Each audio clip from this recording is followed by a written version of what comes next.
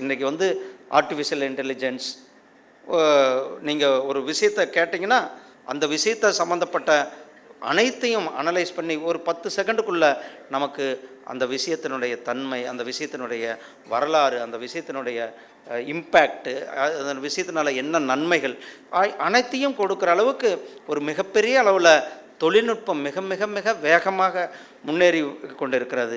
நாமும் முன்னேறி கொண்டிருக்கிறோம்.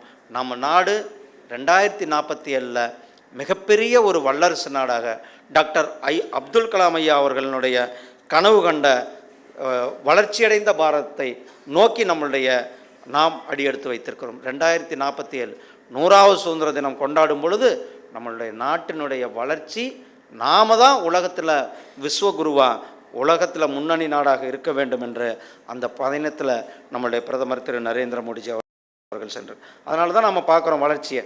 ஒரு பக்கம் இன்ஃப்ராஸ்ட்ரக்சர் டெவலப்மெண்ட், இன்னொரு பக்கம் சமூக கட்டமைப்பு.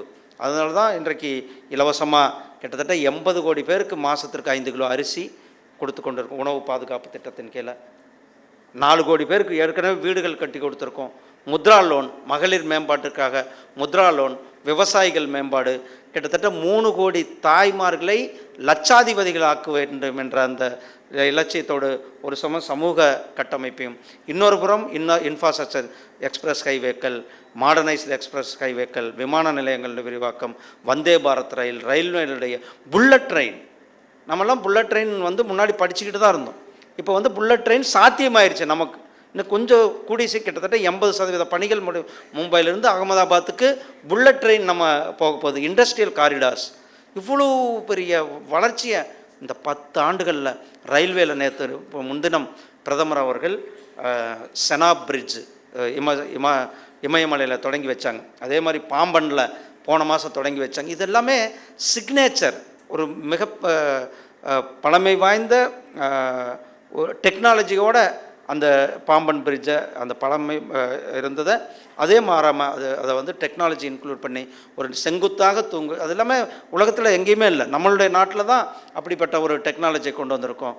செனாப் பிரிட்ஜை நம்மளுடைய பிரதமர் அவர்கள் தொடங்கி வைத்திருக்கிறார்கள். இந்த அளவுக்கு இன்ஃப்ராஸ்ட்ரக்சர் நீங்கள் எங்கே பார்த்தாலும் கூட காஷ்மீரில் தொடங்கி கன்னியாகுமரி வரலும் ஒரு இன்ஃப்ராஸ்ட்ரக்சர் டெவலப்மெண்ட்டை நாம் லாஜிஸ்டிக்காக இருக்கட்டும், கப்பல் போக்குவரத்தாக இருக்கட்டும், அனைத்து துறைகளிலுமே மிக வேகமாக முன்னேறி கொண்டிருக்கின்ற நாடாக நம்மளுடைய நாடு இருந்து கொண்டிருக்கிறது.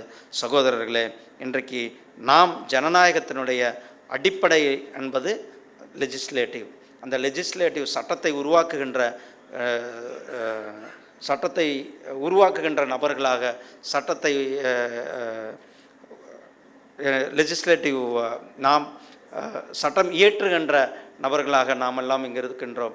நமக்கு அந்த சட்டம் இயற்றுகின்ற மிக முக்கியமான பணியில் டெக்னாலஜியை நாம் இந்த நேவா நமக்கு ஒரு மிகப்பெரிய உதவியாக இருக்கக்கூடும். இந்த அருமையான நாளில், இந்த அருமையான நிகழ்ச்சியில் உங்களுடன் கலந்து கொண்டதில் மற்றற்ற மகிழ்ச்சி. நன்றி, வணக்கம். ஜெய்ஹிந்த், ஜெய் பாரத்.